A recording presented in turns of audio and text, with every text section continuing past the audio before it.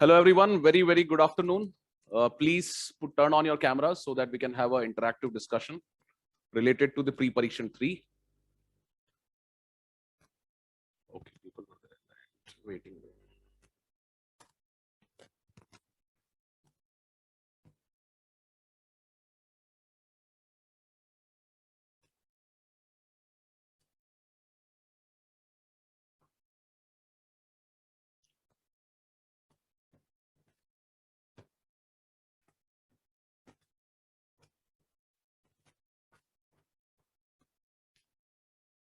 Hello everyone, good afternoon again. I request everyone to turn on their cameras so that we can have some discussion. We can make this session more and more interactive.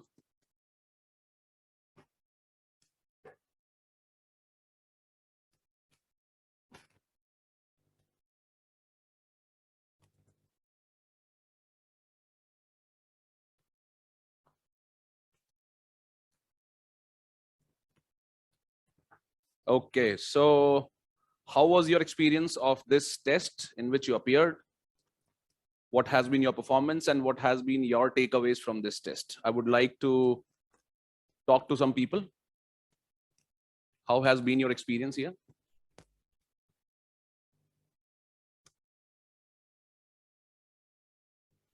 Anyone? या किसी ने paper दिया ही नहीं है? It seemed difficult to you, okay? Similar to UPSC, especially economy and polity. Nice. Any important takeaway for you?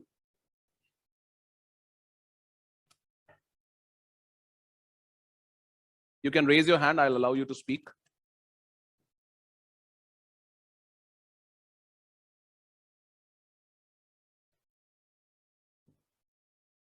Bit difficult, okay?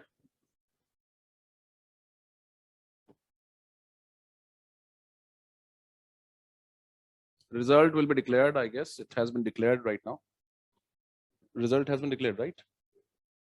It has been declared at 3:30. You can check your result and your score and your ranking relative to the other aspirants. Fine. Anybody has raised the hand? Keshav, okay. Yes, Keshav. Please tell everybody how was your experience. Am I audible to everyone? So my experience is great. I have appeared on. I have appeared also for second mock test, and my score was about 92. Oh, that's good. I have not seen the result yet of this test, but I'm sure that I would certainly surpass 100 marks, I think. But economy section and especially history is pretty much difficult. History, history has always been tough in the UPSC, especially in the last 3-4 years. UPSC has made it is preparing history on a very difficult side. So it is the same trend that we have tried to follow in this particular test also. Am I not audible? Hello? Polity and governance section was okay. I mean, it's not that difficult, but economy was a little bit conceptual, but it's very up to the UPSC level, I must say. Thank you so much, Keshav. I'm repeating myself. No issues, no issues. Perfect. Okay, Swapnil.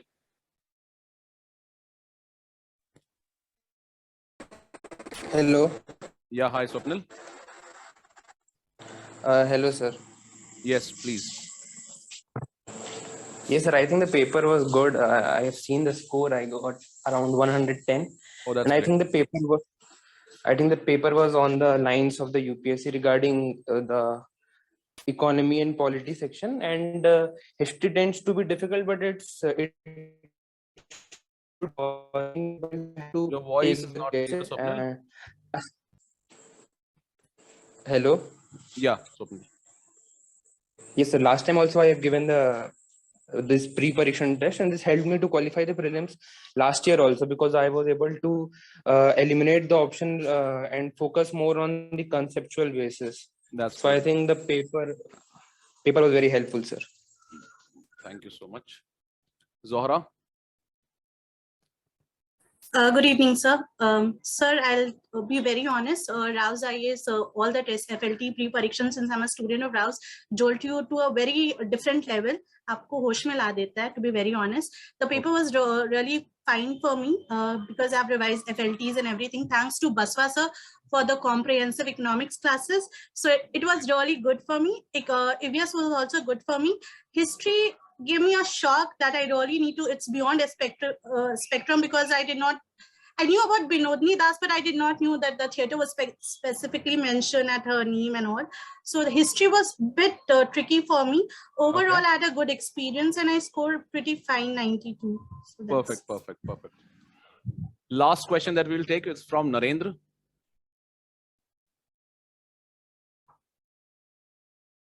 Narendra? Oh, okay.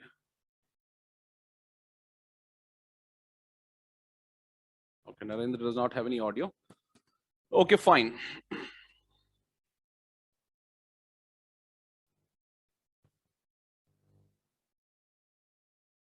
So as everybody has shared that the paper was on the same lines as the UPSC has been asking question. The performance of the aspirants on an average level has been around 50 marks, that is around 48 to 49, which used to be around 33 to 35 marks in the previous pre-parikshan tests. So what happened was that the difficulty level in some of the sections was at par with the UPSC, for example, economy, polity, history. This time, environment and science and technology, also in some geography questions, we tried to highlight the important areas in which the questions are doable in the real examination in the UPSC paper. For example, some of the questions in the environment section in the UPSC will be almost undoable in the real exam-like conditions because they are not from any standard sources.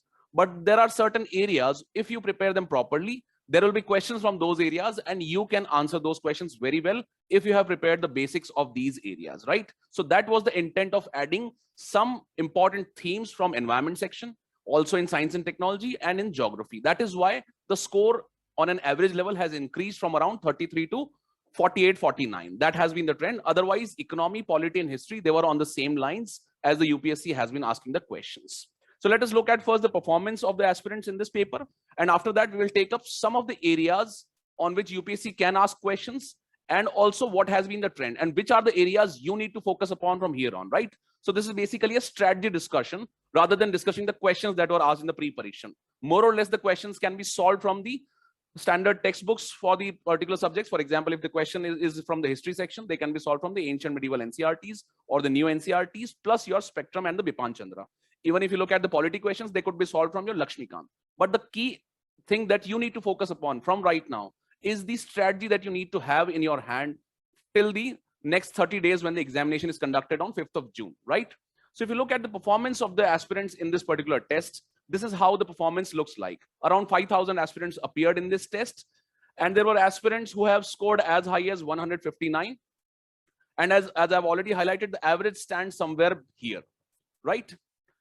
But now the people who have scored more than around 80 marks in this paper, these are the people who will peak in their preparation in the coming days, in the next 15 to 20 days, because majority of the aspirants might have not revised many of the sections. Let's say some people who have appeared in this test might have revised only polity and economy, okay, or any 2-3 subjects, but they are yet to prepare for certain sections like environment, science and technology, right? So that is why in the coming next 15 to 20 days, all the aspirants will be on their peak of the preparation, and these are the students who can improve their score from here upon to reach the cutoff level. We all are aware the cutoffs has been somewhere around 90 to 100 in the last 2 to 3 or 3 to 4 years, you can say. That has been the trend. And if you focus upon your preparation from on the right track, you have a right kind of strategy. If you approach the right subjects from the right sources, and if you revise it properly, you can always be assured of clearing the cutoff that is required by the UPSC to crack the prelims examination. So if you look at the aspirants who have a sweet chance of transitioning from the current level of score into the level of score that is helpful for clearing the cutoff, these are the aspirants who have somewhere scored more than 80 marks in this paper, let's say, because the paper was a bit on the easier side. The paper was not as difficult as compared to the last pre-parikshan tests. And the intent was not to discourage you for the prelims examination. The intent was to let you know the areas from which UPSC can ask the questions. It was also based on the analysis of the important themes and the doable themes in the UPSC previous year question papers, right? So in this regard, if you look at the difficulty level of both these papers, the last pre-parikshan tests, Pre-Pareekshan-2 and the Pre-Pareekshan-3. In the last Pre-Pareekshan test, if you look at the number of questions, there were around 30 very tough questions. And if you compare it with this year's, is this Pre-Pareekshan test, that is the third, the very tough questions were only 30. So because of this, the average score has improved in this paper. And this can happen in the real prelims examination also. The questions sometimes can be a bit on the easier part, right? Not always UPSC will focus on difficult questions. The trend has only been in last 3 to 4 years where UPSC has been preparing really difficult papers. But before that, the papers were logical, and that is why the cutoffs used to be more than 100 marks, right? So don't go with any preconceived notion or any premeditated mindset that you will attempt only such and such questions. If the questions are easy, your number of attempts are bound to increase. If the paper is difficult, you yourself will realize that these are some difficult questions, and we should skip more number of questions which are difficult and focus on only those questions which are really, really solvable based on the knowledge that you have gathered during this course of preparation. Then if you look at the different sections from which the questions were asked, the more or less the distribution of the questions from different sections was almost on track with the trend that UPSC has been keeping in the last 4 to 5 years related to different subjects, and difficulty level was on these lines. For example, in the polity section, there were around 18 questions, in which majority of the questions were doable from Lakshmikant. If you look at geography, there were around 9 questions, and almost all of them could be done based on the understanding of the basic concepts, plus the type of questions that are asked. For example, questions related to mapping, questions related to tributaries of the rivers, etc. Right? Then if you look at history, there were 22 questions. History was on the tougher side, we all are aware, and there were around 7 very tough questions in this paper. And out of the overall 22 questions, there were 15 tough to average questions, which means that you could have attempted almost 10 to 11 questions in this section, right? Then if you look at economy, in economy, there were 3 very tough questions, and this was the weightage of the other questions. That is, the 21 questions fell in the category of tough, average, and easy. So in this also, you might have selectively chosen the best questions based on the knowledge and understanding of the economic concepts plus the current affairs, right? If you look at environment and ecology in the real UPSC examination is on difficult lines as compared to the questions that were asked in this pre-parikshan test. The intent was to let you know the themes on which UPSC can ask questions, which will be doable based on your understanding of the basic concepts and the current affairs revision. For example, there were around 16 questions, and only 1 question was very tough in this particular paper. So there were other questions which were doable based on basic concepts and the repeated trends and the themes in the UPSC paper. In science and tech, there were around 10 to 11 questions, which has been the trend of the UPSC. Here also, 1 was very tough, other were a bit on between tough and average, which you could have solved based on revision of the current affairs and important things that are in news. Then if you look at the paper of 2021, this was the distribution of different subjects. History somewhere was around 22 questions, which is similar to the one we have asked in this paper. Polity 17, economy was 16 because UPSC had reduced the number of questions in the economy from 2020, that is from 24-25 to around 15-16 questions, right? But that trend may not continue in the coming years, because in the previous 5 to 6 years, the trend was more than 20 questions in economy. That is why this in the pre-parikshan test, there were 23 to 24 questions from economy. Similar is the case with all other subjects that you see on your screen. And if you look at the past trends, these are the past trends related to different subjects and the number of questions that are asked. And in the pre-parikshan test, this was the distribution. That is history. There were around 22 questions, polity 18, economy 24, geography, which also included some of the questions related to agriculture plus environment, and science and technology. So what this tells us? This tells us that the preparation has to be balanced across all the subjects. First, focus more on those subjects in which the sources are fixed, the sources are standard. And in other subjects where the questions are on difficult side, at least try to cover the bare minimum material that is available, plus also try to focus on the important themes which can be easily be done in the real examination. For example, in environment section, if the paper is on the difficult side, there will be some questions related to basic concepts of ecology. There will be some concepts related to pollutants, right? Some questions related to important conventions. So in those sections, you can focus on that. In science and technology, if that is a difficult section, there will be questions based on important emerging technologies, their applications, okay? Or you can say the questions will be related to some of the current affairs that we see in our news. For example, the James Webb telescope was in news. A question was there in the pre-parikshan test. So similar questions can be expected in the real UPSC examination also. This brings us to some of the questions that we will take from different sections like polity, history, environment, and economy will be taken by Basawa sir. And these questions have been taken for the sake of discussion because these were the questions that could have been easily solved from your standard textbooks. And if you are seeing these questions on your screen, and if you mark these questions incorrectly, that means you need to go back to your basic sources. For example, this question is related to directive principles of state policy.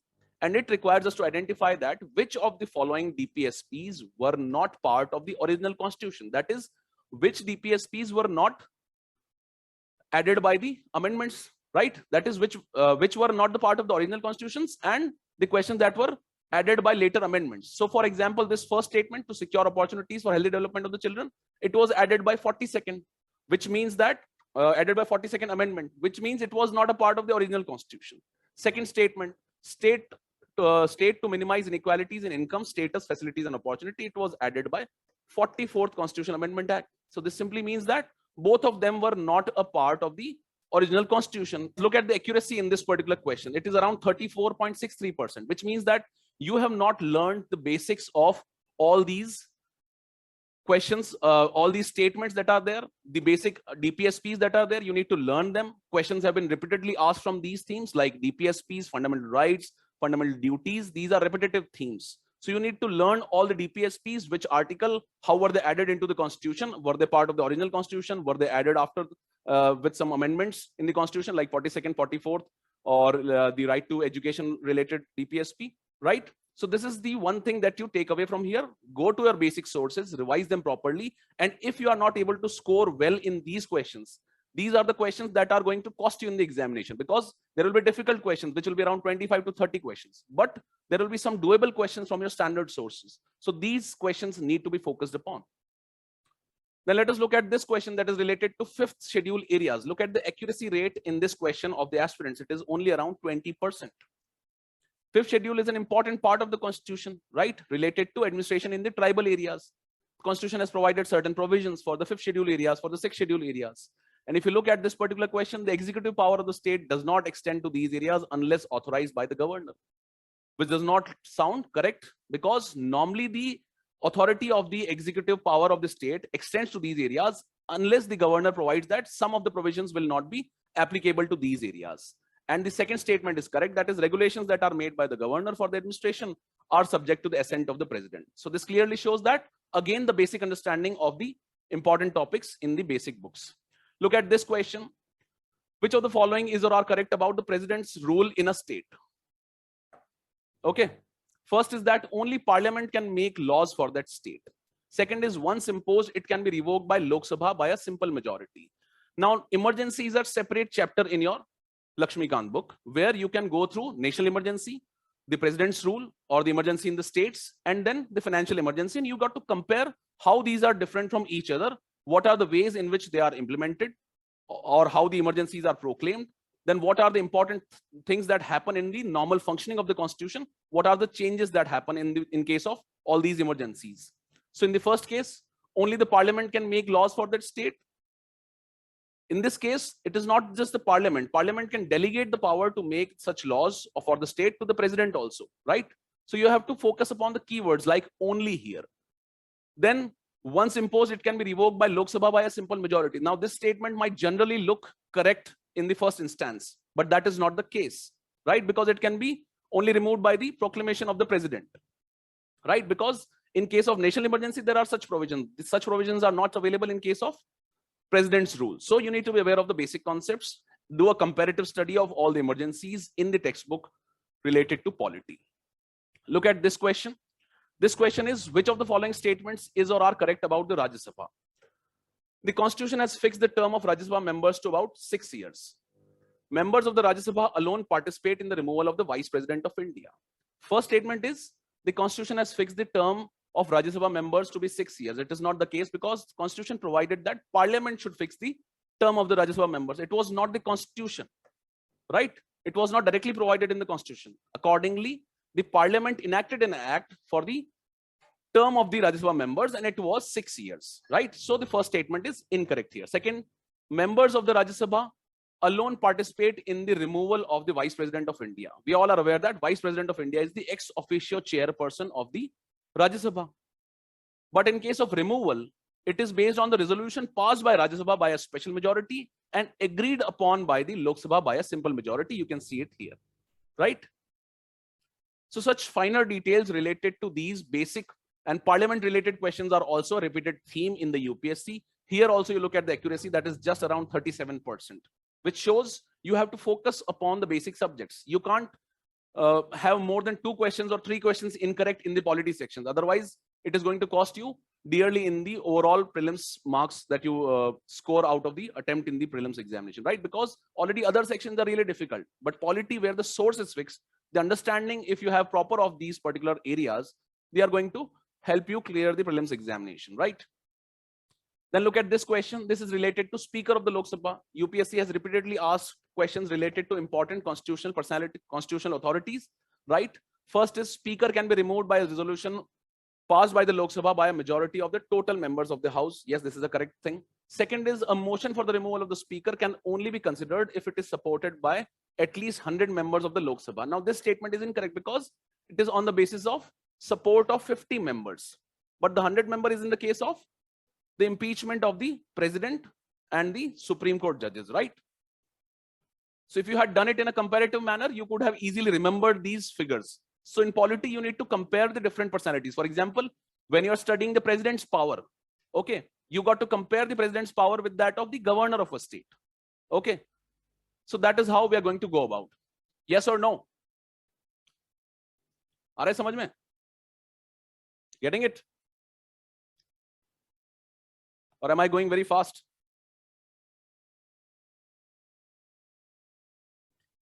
Okay, great. Even in this question, which was a straightforward question from your book, the accuracy has been around 40%, which again highlights focus on the basics, read them properly, have a proper understanding, revise these books properly before the examination. You still have 30 days left. Then again, this is the question related to the ordinance making power of the president. First statement is an ordinance cannot be promulgated for the matters related to the money bill. If you are aware with the concept of the ordinance can be promulgated by the president in a manner similar to or on those topics which are in the sphere of simple legislation by the parliament. The president's ordinance cannot amend the constitution, right? That is why the first statement is incorrect, because even the president can pass an ordinance related to money bill. Then an ordinance becomes an act when it is passed by Lok Sabha. No, it becomes an act when it is passed by both the houses of the parliament. A simple ordinary legislation process will have to be followed here also. Look at the accuracy here. Just a basic concept. If you have marked this question incorrectly, please introspect, go to the basic Lakshmikant, understand the basics again, right? This brings us to Panchayati Raj institutions.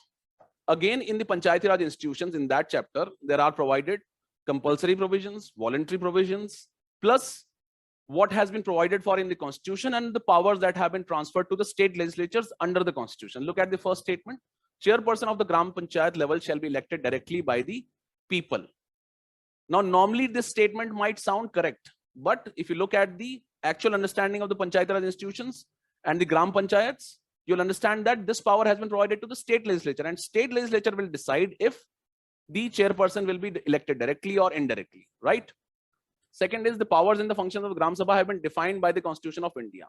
Constitution has enlisted certain areas on which the Gram Panchayats can focus upon, like the socio-economic development related issues, but it has not clearly defined. Such power will be provided to or delegated to the Gram Panchayats by the state legislature. That is why both of the statements are incorrect.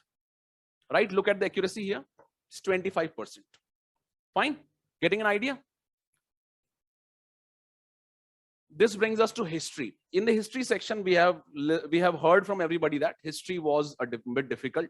History has been difficult in the past years also. But in history, the focus has to be on modern history first, where the sources are pretty limited and fixed. In the ancient medieval also, you can focus on certain areas. For example, when you're studying ancient and medieval history, in the ancient part, you got to focus upon the Indus Valley civilization, the architecture and art and architecture of that period. In the medieval part, you can focus upon the important terms or the important systems related to administration, like Mansabdari system, okay, the Zamindari system, the Jagirdari system. All these systems are the areas on which you focus upon. And if you have understood this particular thing, Indus Valley should have been one of the important focus areas for you. And this could have been a predictable question in the examination. Rather than fearing history, you should focus on identifying that, okay, if a question comes up from this particular area, I should be able to solve this particular question. If it's a very difficult question, of course, you can leave the question, but these are the questions which are from your standard sources, which can be done from the basic books related to Indus Valley civilization. So you should be aware that on which rivers the important Harappan sites are located. Questions have already been asked related to some of the Harappan sites in the past years. In the last 2 to 3 years, UPSC has asked some of these sites, right? Last year also, UPSC has asked the question that Ajanta caves are located on which particular river. That is why, based on the type of question and the important areas, this is how the questions are created, right? So the intent is not just to solve this question or understand how to solve this question. The intent is to understand this theme is one area which we have to focus upon. Got it? We'll take up the questions at the end of the discussion. You can ask these questions at the end. Right now, we are just focusing on the discussion and some of the questions so that you get a good idea that these are the areas on which we can focus upon. While solving these questions, while I'm discussing these questions, you keep on reflecting upon which areas were the ones in which you committed more mistakes, or which were the areas on which you could have easily solved the questions, right? Then we have this particular question. Now, this question is a bit difficult question, I understand. This is related to literature in the ancient India, but literature is one of the important areas which we have to focus upon. Questions are regularly asked on these particular themes. Like a question similar to this question was asked back in 2017. Okay. So this area is one of the focus areas that you should focus upon. It's a difficult question, I understand, but if you have understood the basics of all these, the time period or the administration of which particular dynasty was focused upon under these works, you could have easily solved this question, right?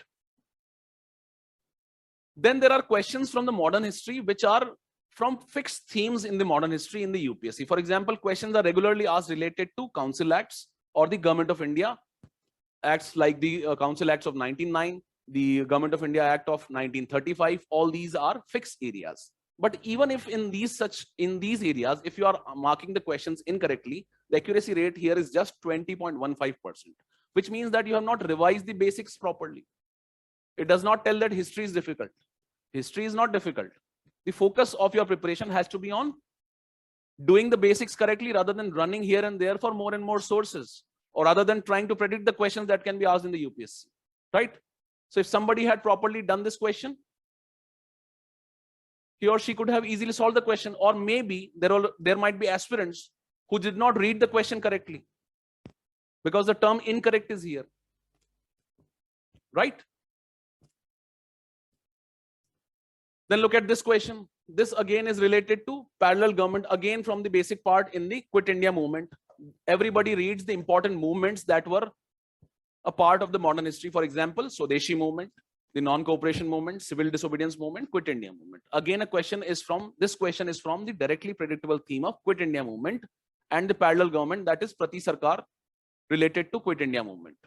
Okay, and if you had understood and grasped the important areas, it was, if you look at this question, in 42, some of the younger leaders in Maharashtra set up this Prati Sarkar, but it was the case in Maharashtra only in particular area, not in whole of Maharashtra, right? In Satara district only. So this is how specific UPSC can get at times. Okay, that is why such questions were created.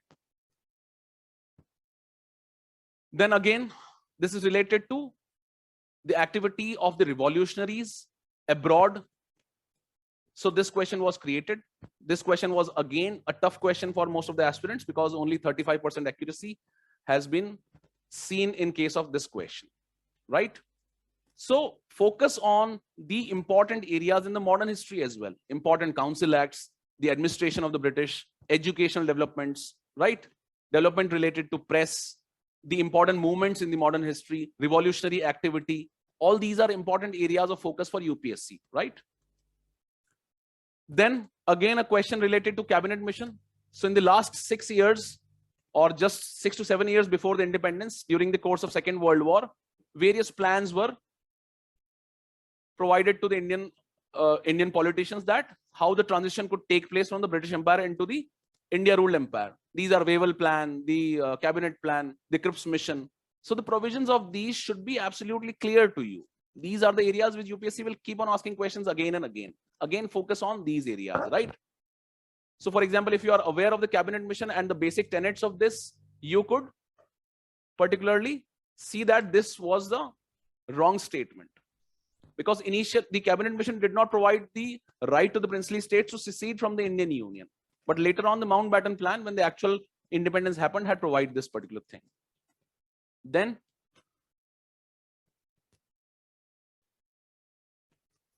again, I have highlighted in the medieval history, questions will be from terms in the administration in the medieval history, because that is one area UPSC has asked questions. For example, Mir Bakshi related question was asked back in 2019. So similar questions can be asked again and again. And you need to understand the nature of the administration during the medieval periods. For example, who introduced this particular system? This is one area that you should know.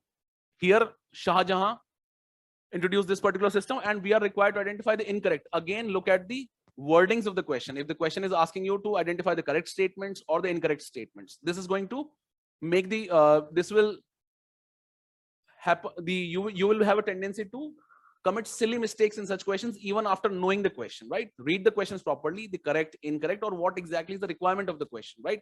First thing is that. Second is applying the knowledge that we have gathered in the preparation. So this system, the DOSPA and the CSPA, in the Mansabdari system is again an important system of administration during the Mughal period, and Jahangir had introduced this, not Shah Jahan. That's why it is incorrect. Then if they were paid in cash or not, which is also incorrect. So 1 and 2 are incorrect. Look at the accuracy here. Majority of you might have known this fact, but even after that, because of not so good understanding of the requirement of the question, you might have marked it incorrectly. Got it? This brings us to environment section. As I've already highlighted, environment in this particular test was on a bit easier side. And in the easier side, the focus was highlighting for you the important areas on which you have to prepare. For example, this question is related to basic understandings of the animal kingdom, okay, and the adaptations that these animals have. So this was basically about the conformers and the regulators. So this statement, that is, these are known to maintain a relatively constant internal environment despite their surroundings, is basically related to regulators who can regulate through their activity the conditions that are happening in the to adapt themselves into the conditions that are happening in the environment. That is why, for example, mammals are there. Human beings being the mammals, they have this adaptation of sweating in a very hot conditions, and thereby they maintain a internal temperature. However, the fish and the reptiles are not so effective in this particular case, and they will have to migrate from their place to conform with the environment, right? So that is why this is just a conceptual question that we need to be aware of.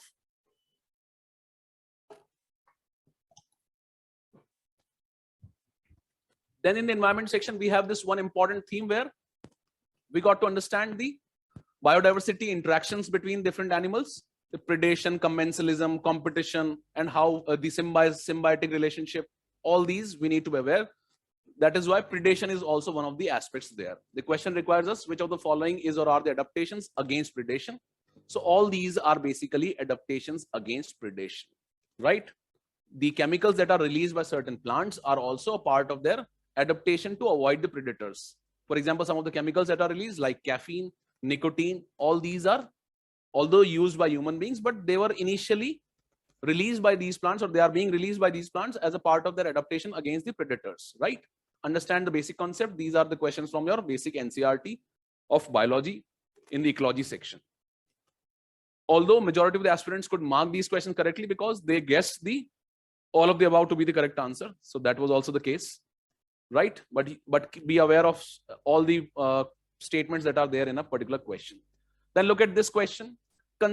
Any health related concern, if it is there related to any chemical or anything in news. For example, in the previous years, UPSC has asked questions like particular terms were given and these are a cause of concern, and these are they preservatives, are they pesticides, are they fungicides, and all these things were asked. Similarly, this particular question was created based on this particular aspect. So again, understanding the chemicals of concern which pose a challenge to the which pose a challenge to the human health will be an important area for us to focus upon. Okay.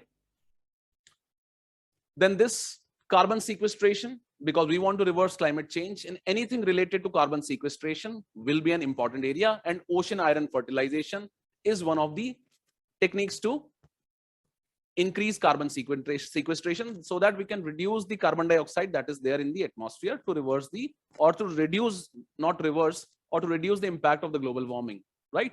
So that is why this is one area that you need to focus upon. So what are the areas in the environment section? First are the biodiversity related interactions between different animals. Second, the pollutants. Third, the techniques for carbon sequestration, etc. Then the important species that are there in news. For example, red sanders is one question that you see on your screen. The red sanders has been categorized as endangered species in the IUCN red list. Now this question was created, already a question has been asked by UPSC related to red sanders, but the status of red sanders has changed. So we need to keep a track of all the species for whom the conservation status has changed. Earlier it was vulnerable, now it has become endangered. That is, this is more impacted, this species is under more threat now, right? Critically endangered ones are the most endangered species, right, under the IUCN's red list. So this is how this question was created. So distribution of that particular species and status of it under the IUCN's red list or the sites. This is how you're going to go about in the environment section when you're studying different species related to environment. Then we have this question again, which of the following are the greenhouse gases which are emitted by the wetlands, or which are a cause of concerns, which are emitted by the wetlands? Now this was a question. Normally what we see is wetlands, we keep on focusing upon only that wetlands are important for these are important ecosystems, but there are also certain causes and cause of concern related to these wetlands, and all these are the gases or the greenhouse gases that are released by these wetlands, which you need to be aware of. Again, go through the basics, understand the areas related to important themes. Okay. Then the species, these are the species that are regularly asked by the questions. For example, a question was asked related to musk deer. A question was asked related to conservation of a deer in the Kanha National Park. So here we have this question, that is lion-tailed macaque. Now, while studying this particular thing, you need to be aware of the spread of this particular species. If any species is under threat, if it is threatened, if it is facing certain kind of conservation issues, or if it is a focus area of the government of India under the environment section, understand that what is its natural habitat, where is it spread.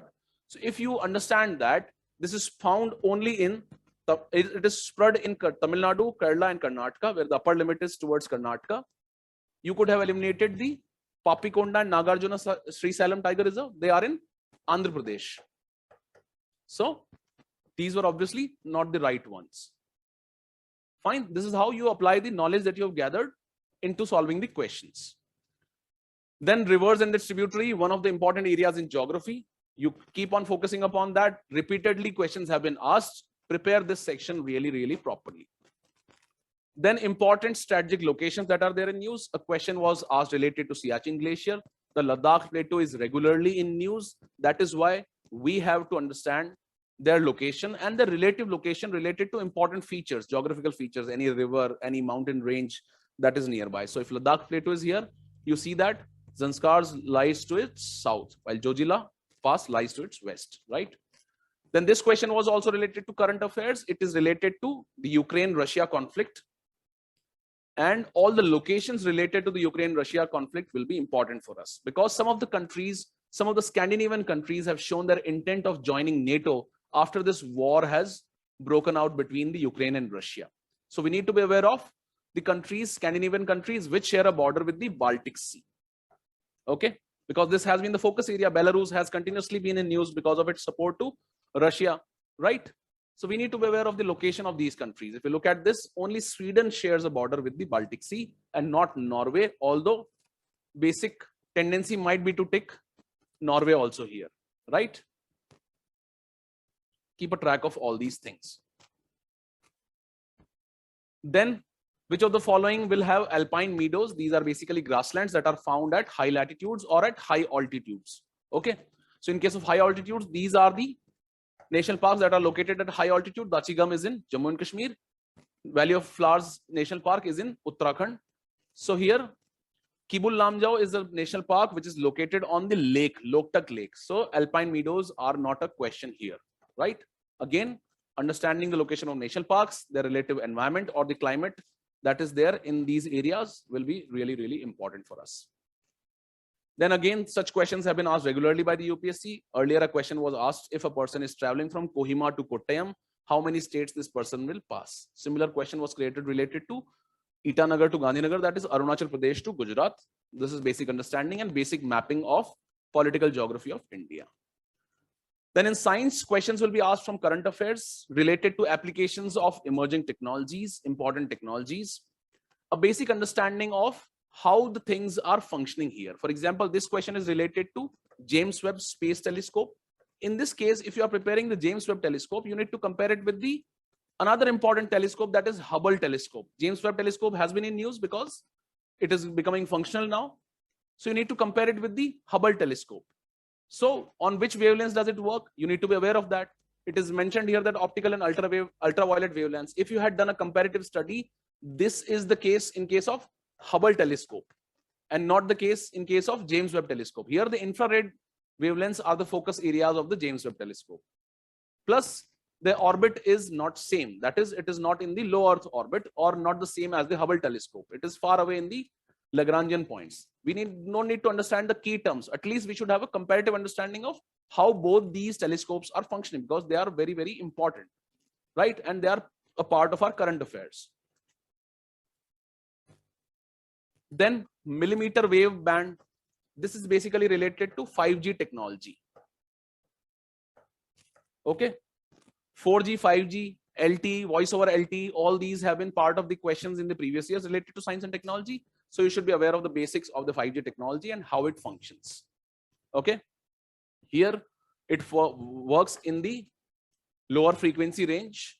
That is why there is reduced latencies, and that is why it will deliver high speeds. That is the basic intent of the 5G also.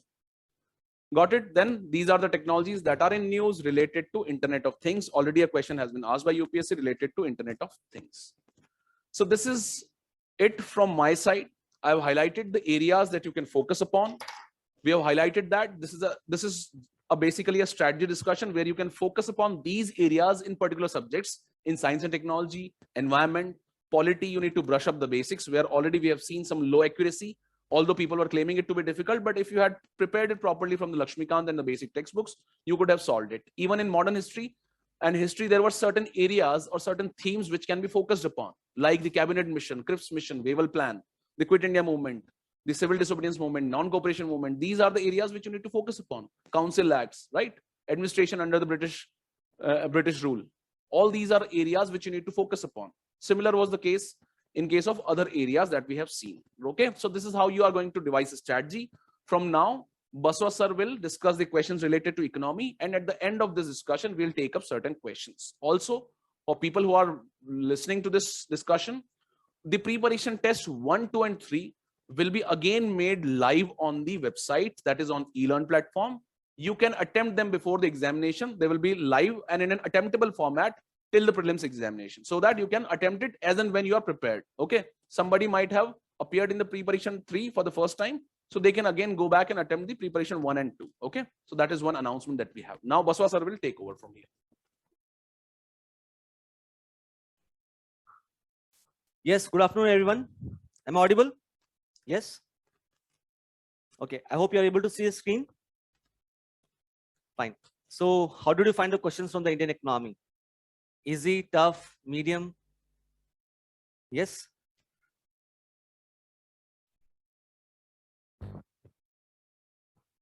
Tough. Okay. Moderate. Fine. Easy. Tough. Little tough. Okay.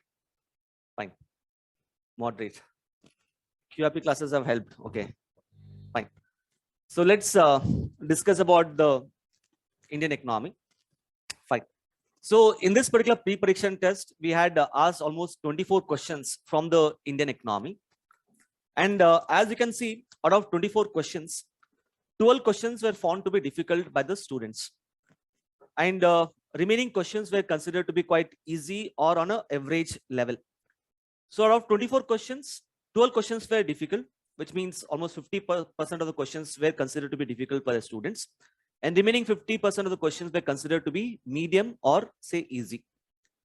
But one good thing that I have observed as far as this particular pre-pareekshan test is concerned is the overall accuracy rate of the students in this pre-pareekshan test has been far better in comparison to the previous pre-pareekshan test.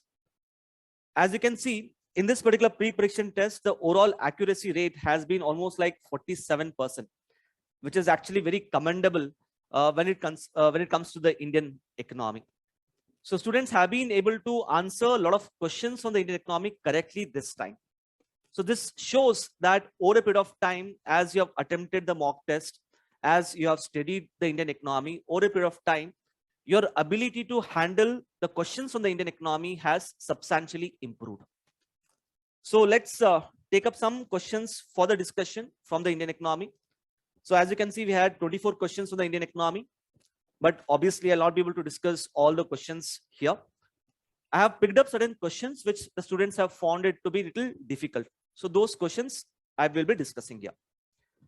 So let's start with the first question. Please have a look at the first question. The first question here is, as a debt manager to the government, which among the following functions are carried out by the Reserve Bank of India? Now, before I discuss the answer to this question, let me tell you as to why we had asked this question in the pre-pareekshan test. We all know the role which the RBI performs. RBI has the sole authority to print the banknotes. RBI acts as a banker to the banks. It acts as a banker to the government. It acts as a debt manager to the government. It acts as a lender of last resort, and it also acts as a regulator of the banks. This is what most of the students basically understand when it comes to the role of the RBI. But if you clearly observe the nature of questions which UPSC has asked in the previous year prelims, UPSC has specifically gone into each of these roles which the RBI is performing. For example, if you have a look at the question which was asked in prelims 2012, you can see here that RBI acts as a banker's bank. This would imply which of the following? In prelims 2021, we had a question that RBI is a lender of last resort. So what do you mean by RBI acting as a lender of last resort? So all the students who prepare for the Indian economy, they know for sure that this is the role which the RBI performs. But within each of these roles, what functions the RBI performs, that is what students don't know. For example, when we say that RBI is a banker to the banks, as a banker to banks, what role does it perform? What role does the RBI perform as a banker to the government? These things UPSC has been targeting, as we have seen in the previous year prelims. Accordingly, in the pre-pareekshan test, we have asked this particular question. The question is, when you say that RBI is a debt manager to the government, what does it actually mean? So basically, when we say that RBI is a debt manager to the government, first and foremost, it means that RBI manages the borrowings of both center as well as states. When I say that RBI is managing the borrowings, it basically means that whenever the center or the states want to borrow money from the market, then RBI on behalf of the center and state will issue what is referred to as the government securities. This is what you already know. So when it comes to central government will issue government securities such as the dated bonds, treasury bills, or the cash management bills. When it comes to state government, the RBI issues what is referred to as the state development loans. As far as the state governments are concerned, they don't issue the treasury bills or the cash management bills. So one role of the RBI as a debt manager is to manage the government's borrowings. That's the first thing. Second, you all know that whenever the center or the states, whenever they face any kind of temporary mismatches in their cash balances, then center and states can borrow money from the RBI under a route which is referred to as a ways and means advances, right?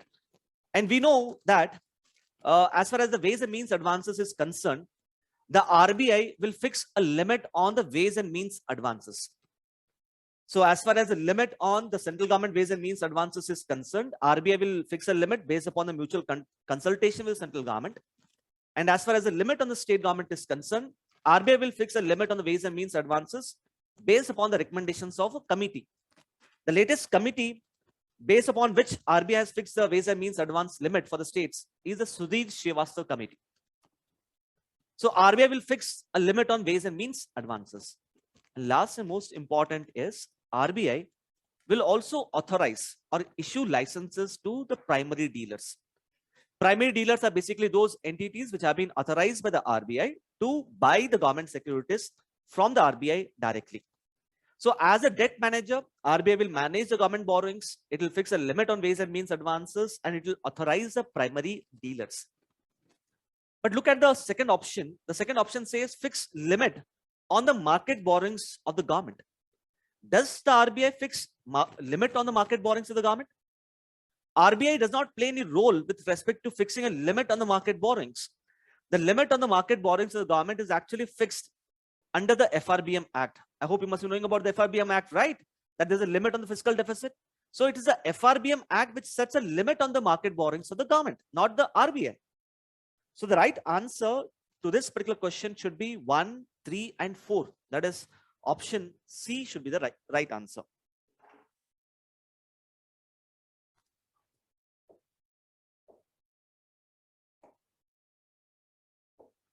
So this should be the right answer. Okay. Now let's come to the next part. That is the 50-50 test adopted by the Reserve Bank of India deals with which among the following. Now, why we have asked this particular question? I hope all of you must be knowing about the NBFC sector. And the NBFC sector as such has been in news in the last 1.5 to 2 years. It is on account of IL and FS crisis as well as the DHFL crisis. So accordingly, we have a strong perception that probably UPSC could ask a question related to the NBFC sector. So when you look at the 50-50 test, it is basically a test which the RBI has adopted in order to identify whether a particular company, whether it is a NBFC or not. So that is the aspect of 50-50 test. So let's quickly understand that particular part of 50-50 test. I hope you are able to see the screen here, right? All of you. So let's say there is a particular company. This company is registered under the Companies Act. This company has both non-financial assets as well as financial assets. So the non-financial assets include the housing property, commercial property, and investment in roads. Let's say it has invested in roads or constructed road, and all of this are its non-financial assets. From its non-financial assets, the company is earning certain income. Apart from having non-financial assets, the company is also having a financial assets, which are in the form of, say, the company has given loans to certain sectors, including, say, real estate sector. The company has also made investment in shares, bonds, etc. And from these financial assets, the company is earning income. Now, if you look at the portfolio of this particular company, the company is involved in both financial assets also, non-financial assets also. So how will you know whether this particular company is a NBFC or not? If this company is completely involved only in financial assets, then for sure we can say that it's a NBFC company. But this company is doing both. It is investing in non-financial assets also, and it has financial assets also. So how will you know that this company is a NBFC or not? For which RBI has come up with a criteria called as 50-50 test. So please have a look at this criteria here. First criteria which is to be fulfilled is 50% of the assets of a company, it should be in the form of financial assets. For example, let's say the company has totally 100 rupees in the form of assets, including both non-financial assets and financial assets. And let's say the company has 40 rupees in the form of non-financial assets and 60 rupees in the form of financial assets. So here, as you can see, more than half, more than 50% of his assets are in the form of financial assets. The first criteria is getting fulfilled.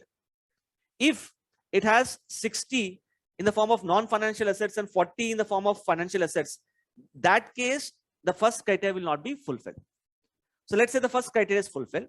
Second, whatever income it is earning, 50% of the income it should earn from financial assets. So this company, let's say, has 100 rupees in the form of assets, out of which 60 rupees in the form of financial assets. First criteria is getting fulfilled. And let's say its total annual income is 50 rupees. Out of this 50 rupees, more than half, that is more than 25, let's say 30 rupees, it is earning in the form of financial assets, and remaining 20 rupees it is earning from non-financial assets. So please have a look here. 50% of its assets are in financial assets. 50%, more than 50% of its income it is earning from financial assets, right? So here RBI will say that even though you are also managing non-financial assets, but since majority of your assets are in financial assets, majority of your income is coming from financial assets, you will be considered as non-banking financial company. RBI will say because your principal business is financial assets, hence you will be considered as NBFC. And once RBI considers a particular company as NBFC, this NBFC would have to compulsorily get registered with the RBI, compulsorily, mandatorily. I hope this part is clear, right? So if you go back to the question was very simple. We did not go into a lot of depth about the 50-50 test. I don't think UPSC will also go into so much of depth. You just have to understand the concept of 50-50 test. That is, that it's a criteria for identification of companies as non-banking financial companies. So that you must understand. Okay. Let's look at the next question. The question was very simple. Which among the following best explains the concept of government expenditure multiplier? I hope most of you must have heard the concept of local multiplier effect, right? So what happens in case of local multiplier effect is, let's say the government is spending certain amount of money on the creation of assets, roads, railways, ports, airports, etc.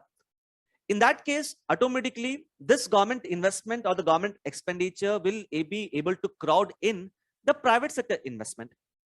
So as the government is constructing more roads, railways, ports, airports, etc., the demand for iron, steel, cement, etc. would increase. And this will in turn incentivize the private sector companies to make more investment. Private investment will increase. At the same time, when the government is constructing infrastructure, more number of people will find jobs. As the people find jobs, their income level increases, their wages increases, and automatically the consumption expenditure will also increase. So if the government is spending money, both investment expenditure as well as consumption expenditure will increase, and this in turn leads to increase in the national output, GDP.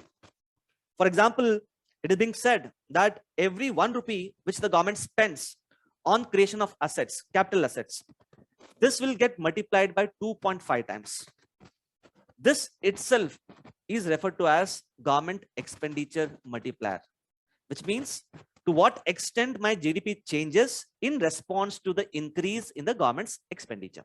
So that is the aspect of the government expenditure multiplier. So accordingly, if you look at the answer here, answer would be B, that is ratio of change in GDP in response to change in the government's expenditure. Now, why is this question important? You must be knowing that because of the economic slowdown, the government has drastically increased its expenditure, particularly in the creation of assets. That is why this particular topic of government expenditure multiplier is quite important. Okay. Now coming to this question. This question is, which among the following can lead to an increase in CPI, core inflation in the Indian economy? Why have we asked this particular question? Because you can see on the right hand side in Prelims 2020, we had got almost a similar question related to WPI and CPI. This was a question asked in Prelims 2020. So on similar lines, we had asked this particular question in the pre-parikshan test. So in case if you had watched my economic survey videos, probably you could have easily attempted this particular answer. So here, as you can see, this is a screenshot from the economic survey discussion which I had taken. So when we measure CPI, right, Consumer Price Index, we are actually measuring inflation in almost like 299 commodities. When it comes to WPI, it is 697. These 299 commodities are in turn categorized into 6 different commodity groups. So when we measure inflation in all of these 6 commodity groups, this itself we refer to as CPI headline inflation. It's a headline inflation. But when it comes to the core inflation, what we do is we leave out the commodities which are considered to be volatile. So which are the commodities which are considered to be volatile here? Can I say the food and beverages is volatile commodities, right? Apart from that, the fuel and light category, this is also volatile. So when we measure the core inflation, we take into account only pan, tobacco and intoxicant group, clothing and footwear, housing, and the miscellaneous category. This is how we measure the core inflation. So when I measure core inflation, can I say that core inflation will not include the increase in the prices of food and beverages and increase in the prices of fuel and light, because we are excluding it, right? So if you go back to the previous slide here, increase in the prices of food and beverages, increase in the prices of fuel and light category. So this will not have an impact on the CPI core inflation. But one interesting thing which you need to know, as explained in the economic survey also, when it comes to petrol and diesel, right? This petrol and diesel, they're not included in the fuel and light. Ideally, they should have got included in the fuel and light. But this petrol and diesel, they are actually part of the miscellaneous group. So just see here, we are measuring CPI core inflation. CPI core inflation includes this commodity group, this group, as well as this group. And this group in turn includes petrol and diesel prices. So can I say here that increase in petrol and diesel prices will obviously lead to increase in CPI core inflation. So if you see here, increase in prices of petrol and diesel will lead to increase in CPI core inflation, and hence the answer is 2 only. Okay. Okay. Next, we have this particular question: which among the following is not likely to decrease the yields on the government securities in India? Why we had asked this particular question? You can see the question which was asked in Prelims 2021, almost a similar question, which was Indian government bond yields are influenced by which among the following? As far as the yields on the government securities is concerned, we have discussed this multiple times in DNS. We have discussed this in current affairs classes. We have discussed in pre-pareekshan test also discussions. So broadly, you must understand that the yields on the government securities in India, they are based upon 3 important parameters. 1, the borrowings of the government. 2, the rate of interest in the Indian economy. 3, the rate of interest in advanced economies, let's say USA. So the yield rates are directly proportional to each of these things. That is borrowings, rate of interest, and rate of interest in the advanced economies. If borrowings reduce, rate of interest on loans reduce, rate of interest in US reduces, then the yield rates will also reduce. On the other hand, if borrowings increase, rate of interest as well as rate of inflation in India increases and rate of interest in US increases, let's say the US Fed Bank has adopted Fed tapering, then automatically the yield rates on the government securities will also increase. So if you I hope you know about this. So this is what we had also discussed in the earlier pre-pareekshan test as well, right?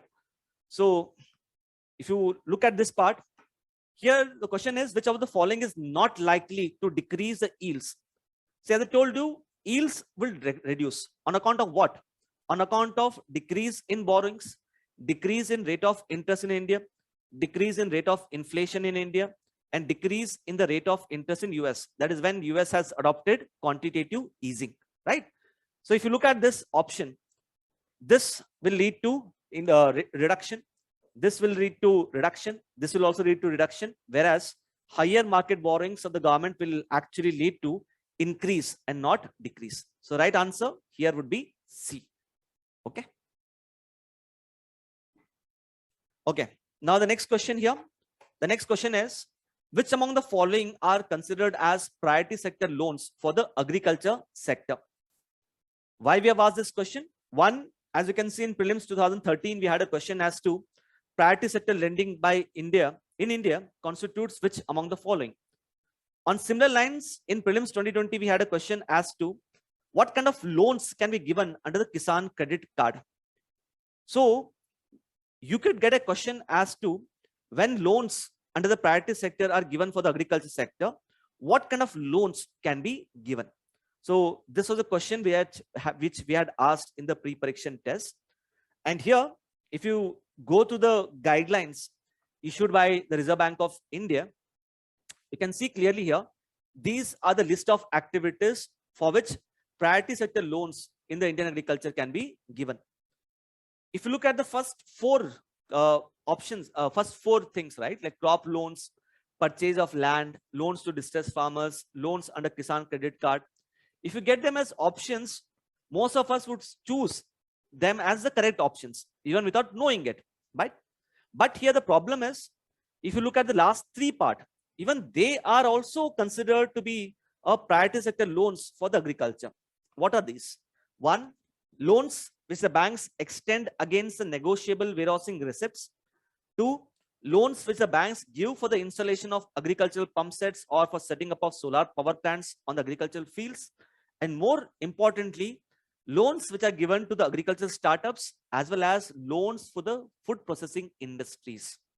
Loans to startups and loans to food processing industries are also considered to be part of priority sector lending under the Indian agriculture.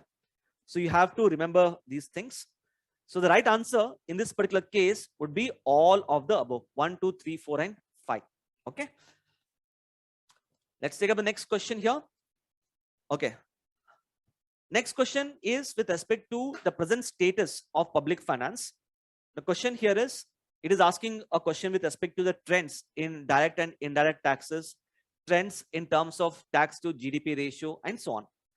Why is this important? You can see in Prelims 2017, we had almost got a similar question related to trends in tax revenue and trends in fiscal deficit. As far as this question is concerned, if you had gone through the budget discussion, then probably you would have got the right answer to this particular question as well. So as discussed in the budget, if you look at the tax to GDP ratio, right? With respect to tax to GDP ratio, we don't see a trend, particularly in terms of an increasing trend or a decreasing trend. The tax to GDP ratio has been fluctuating in the last 1 decade. That's the first thing you need to understand. Second thing, as you can see here, the share of direct taxes and share of indirect taxes. In the last 1 decade, in general, the share of direct taxes has been higher than the share of indirect taxes, except for 2 years. One was in the year 2016-17, where the share of direct and indirect taxes was almost same. And one was in the year 21-22, where both direct taxes and indirect taxes contributed for 5.4% of GDP each. This is what we discussed as part of the budget. But please remember here, some important developments have taken place in the last 15 to 20 days. Recently, in the first week of April, the Ministry of Finance has come up with the updated statistics related to tax. You must have heard or gone through in the newspaper that the tax to GDP ratio of India has increased to an all-time high. So this is as per the latest statistics. So as per the budget, it was highlighted that this ratio, tax to GDP ratio, is 10.8. But as per the latest statistics that we know from the Ministry of Finance, this is actually 11.7. So this has increased to an all-time high. Out of this, 11.7%, 6.1% is that of the direct taxes and 5.6% is the indirect tax. So please look at this year, 21-22. Between the direct and indirect taxes, initially when the budget was presented, it was said both have equal share. But now, as per the latest statistics, the share of the direct taxes is higher than the share of indirect taxes. No need to remember the facts, but please remember that the tax to GDP ratio has increased to all-time high. And second, the share of direct taxes is higher than the indirect taxes. So this is an important development which has taken place. So if you go back to the question here, share of direct taxes has always been higher. No, we discussed it for 1 year. The share of direct and indirect taxes were both same. Tax to GDP ratio steadily increased. No. Presently, the corporate tax accounts for the highest share. Yes. So right answer is 3 only. Okay. Now coming to the next question. The question is, in which among the following cases, the demand for a particular commodity X is likely to increase? This was a question asked in our pre-Pareekshan test. And you can see almost a similar question was asked in Prelims 2021 as well. The question there was, consider following statements, other things remaining unchanged. The demand for a particular good might increase if. So you can see that the options which we have given are almost same to the options which the UPSC had given. So let's quickly solve this particular question which we had asked in the pre-pareekshan test. So it says that the demand for a particular commodity X is likely to increase when. So to make this thing very crystal clear, I have chosen 3 commodities: commodity X, commodity Y, and commodity Z. Commodity Y is a substitute good for commodity X. Commodity Z is a complementary good for the goods X. For example, here I have considered X as tea, Y as coffee. Why? Because coffee can be substituted with tea, right? So coffee has become a substitute good here. And whenever you buy tea, with tea, normally sugar is used as a complementary good. So here Z I have considered as a complementary good. So let's look at the options. Decrease in the prices of the substitute goods Y. Okay. So you have Y. Y's prices have decreased. So when Y prices have reduced, can I say the demand for coffee has increased? When demand for coffee has increased, what will happen to the demand for the substitute good, that is tea? Demand for tea will reduce, right? So it says as to demand for a particular commodity X is likely to increase. Here it is not going to increase, right? Second, it says increase in the prices of complementary goods. So this is a complementary good. Its prices have increased. When the prices of sugar has increased, demand for sugar will reduce. And accordingly, the demand for tea will also reduce. So once again here, this option is also wrong. Second option is also wrong. But look at the third one, increase in the income of a buyer. Now, we know for sure that whenever the income of a buyer increases, the demand for a commodity also increases, unless it is an inferior good. But we are not explicitly said anything about it. So the right answer is C, that is 3 only. Coming to next question, that is which among the following account for the highest share of microfinance loans in India? The reason why we have asked this question in the pre-pareekshan test is because a similar question was asked in Prelims 2012. The question was which among the following account for the highest share of credit to the agriculture sector? So on similar lines, here the question is which among the following account for the highest share of the microfinance loans in India? We know for sure that microfinance loans, they are given by different categories of financial institutions, which include the scheduled commercial banks, regional rural banks, the small finance banks, as well as the NBFC microfinance institutions. Among all of these categories of financial institutions, it is the scheduled commercial banks which right now account for the highest share. Please remember this as a fact.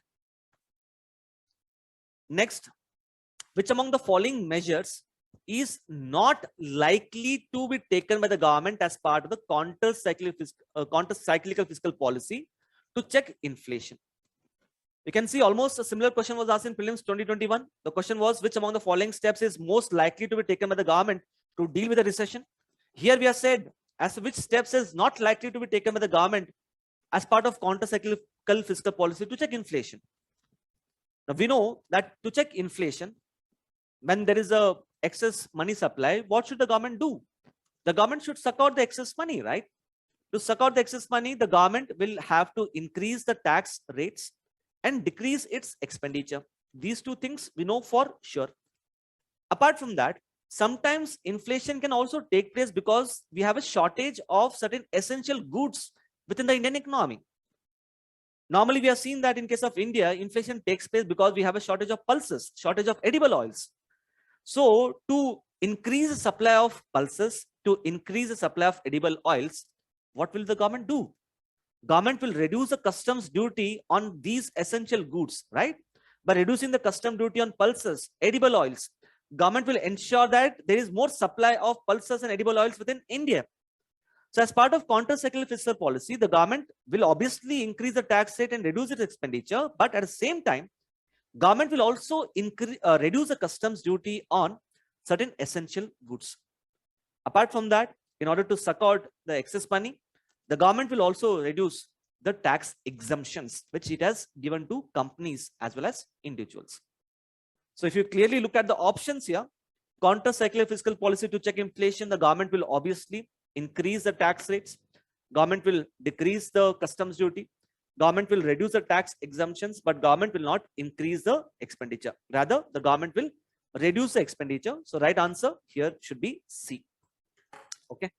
So this is how you could have attempted various questions from the Indian economy. So as I said, we had almost 24 questions which we had asked in the pre-parikshan test. So the questions were very conceptual. If someone had correct conceptual understanding of various concepts, then one would have easily got the answers to these questions. Apart from that, most of these topics on which we have made questions, these topics we have already covered it as part of DNS multiple times.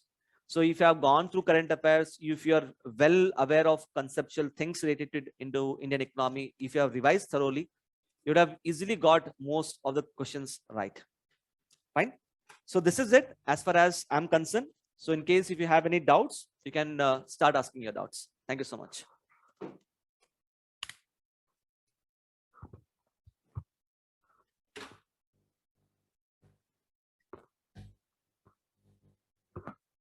So you can basically raise your hand and all your doubts can be answered by us. You can ask either me or Baswa sir. Prince. Yes, Prince. Yeah, hello, sir. Sir, recently I read somewhere that corporate tax was lower than the income tax. Sorry? I think the corporate tax accounted less than the income tax in the tax collection of the government. Right now, the highest share is that of the corporate tax. I had clearly shown you also from the Consolidated Fund of India that the corporate tax is higher. Okay. It was for the last year, sir. Because last year I read that for the first time in history. Yeah, last year जो हमने budget cover किया था, last time in the budget, that time the income tax was higher. I had told you also. This time it's a corporate tax. Okay, Prince? Okay, sir. Okay, thank you. I wanted to ask this question on revenue account under union budget. Revenue account under? Union budget. This question number 22 of economics. I did not understand this concept. Yes, now tell me. Sir, I did not understand that why interest payment and external grants received from the World Bank are part of the revenue of the government. Did you go to the budget discussion that we had? Yes, sir, but I think I did not understand this concept properly. You did not understand what the revenue concept, revenue account. Yeah. Okay. See, basically, revenue account includes those receipts the government collects as a matter of right. That's the first thing. And those receipts which do not lead to increase in liabilities of the government or decrease in the assets. So those receipts which the government collects as a matter of right, those receipts the government which will not lead to decrease in government's asset or increase in government's liability, all of that we call it as revenue receipts. Now the option here is first one, external grants from the World Bank. So if the World Bank is giving external grant, it does not create a liability on the government, right, Love?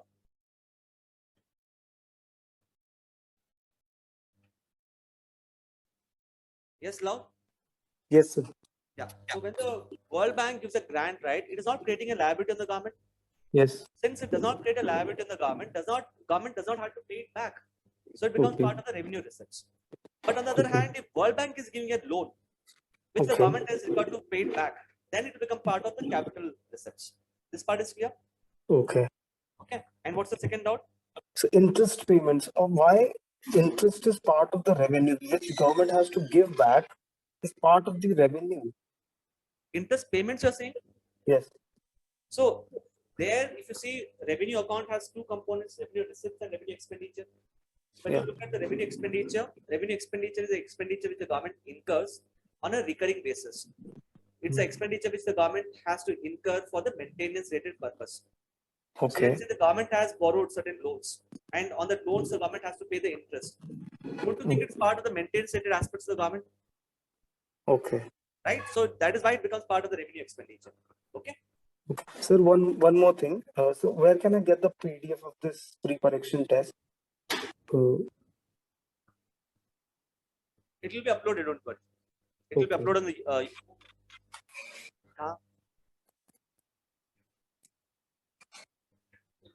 it will be uploaded, don't worry. Okay. Okay. Sure. Thank you, sir. Thank you. Hello, sir. Yeah, hi. So my question is basically about the RAU'S prelims compilation. For the last 1 year, Okay. for the last 1 year, I have been rigorously following Focus magazine. But when this prelims Compass. compilation came out, it is bundled with a lot of facts and data. Okay. And for the next 2 years, I don't think it's a wise strategy to mug up all these facts. Is it enough that when are you planning to appear for the exam? This year? This year, okay. So what's the issue that you're facing? Is it enough that the focus is enough, or should I skim through all those? The focus was trying to cover things on a monthly basis, but anything beyond focus that we found was important for the prelims examination has been included in the prelims compass magazine. So if you have followed the focus magazine regularly, you've read the newspaper, or you've watched the DNS, reading from compass magazine will not be very difficult for you, I guess. Yeah. Isn't it? Just just glance through it.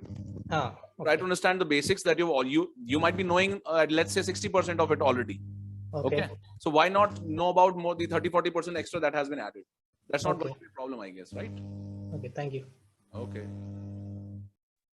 Yeah, good evening, sir. So first of all, thank you for this wonderful analysis. My question was that while solving mocks, I'm able to eliminate 2 options, but out of the remaining 2 options, my accuracy is not very good. Okay. So do you have any suggestions? How can I improve my accuracy? For example, if I choose A, the option is B, and if I choose B, the option is A. So how can I improve my accuracy? See, when you are not aware or confident between the 2 options, of course you'll have to leave that question. There is no compulsion to attend that question, isn't it?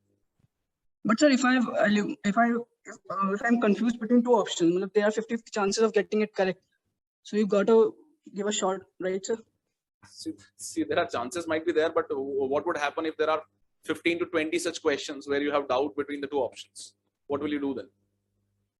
If you try to practice these things in the mock test, and if you find that, okay, I'm able to easily solve, let's say 7 to 8 correctly out of these 20 questions, then keep on doing that, or try to improve upon that from there upon, right?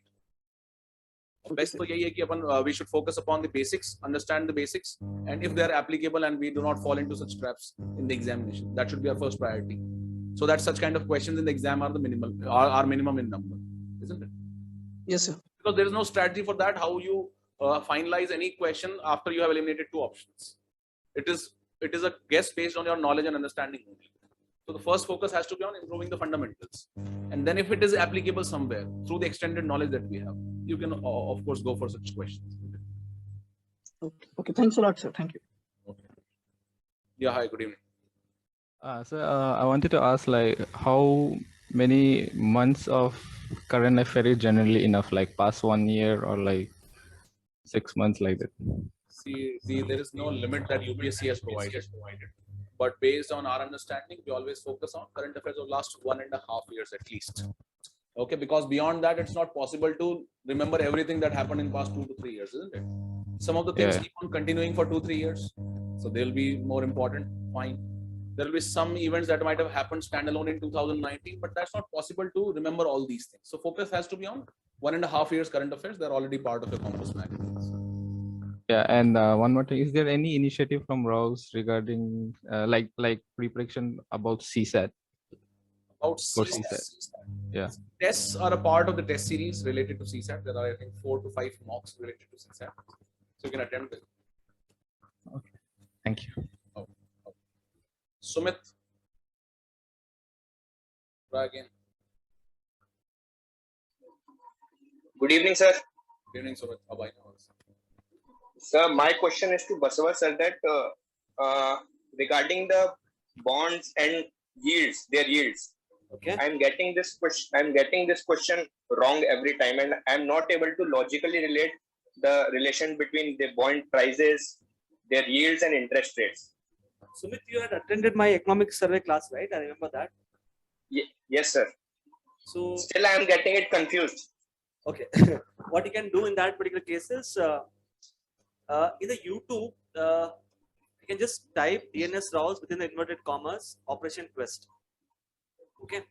So in that particular topic, that is the DNS, which is related to operation twist. In that particular DNS, we have discussed in detail the aspect of the yields and how the yields are actually affected by multiple factors. I think that is the best. So you can post your query in the e-learn. I will post you the link for the video. I think that's the best way to go forward. Okay. Okay, sir. I'll do that DNS as well. Thank you. Okay. Last query we have Shruti. Good evening. Hello. Am I audible? Yeah, you are audible. Yes, I just wanted to ask that when will be the pre-parikshan test live, sir, once again? They'll be live by tomorrow, I guess. We're trying our best to keep it live, and the information related to this will be posted on your YouTube also, and also on the Telegram channel. Okay, sir. And how many times are we able to allowed to attempt? Sorry. You can attempt it once. Okay. But if you have not attempted the previous ones, you can attempt that. So that's an opportunity for the people who are. Okay. Okay. Thank you, sir, and thank you for the test discussion.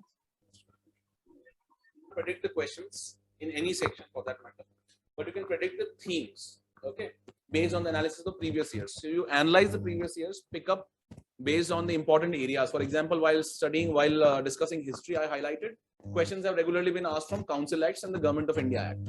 So in that case, this is one area we have to focus upon. For example, questions have been asked based on important movements in the modern history. Our focus has to be on this particular area, right? So you identify the areas. For example, in ancient and medieval, terms in the medieval history are important, plus administration in the medieval history in some of the empires like Mughal administration, the other kind of things. In that case, you can always focus on these areas. In ancient, for example, we focus on art and architecture, literature, okay, Indus Valley civilization, isn't it? Vedic period. So all these areas should be your focus. You can't predict the questions, you can predict the themes for that matter. Okay. Okay. PDF will be shared. Fine. I think this is it. Okay, so this is it for the discussion related to pre-parikshan tests. Do appear in the next pre-parikshan test that is scheduled 5 to 6 days before the prelims examination, and that will be helpful for you to just exercise your just practice things before the real prelims examination. We wish you all the best. Utilize this time, the next 30 days, for revising important areas, all the basic fundamentals of different subjects, and the strategy that we have discussed in all the three pre-parikshan tests in the last few months. Okay, all the best.